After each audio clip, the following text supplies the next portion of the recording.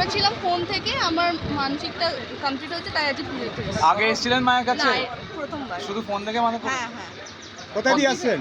আমি দমদম থেকে আসছি। কি মানত পূরণ হয়েছে? আর মেয়ে হয়েছে, আমি মানে হসপিটালে মানত করেছিলাম মেয়ের জন্য।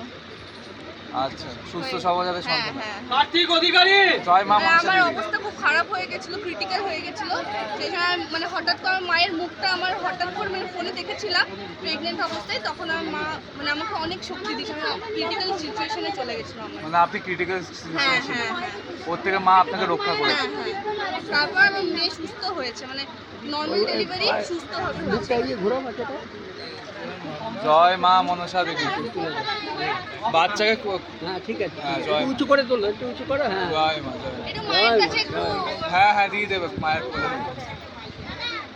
আভিয়ানস অধিকারী জয় মা। মানত করো না। আচ্ছা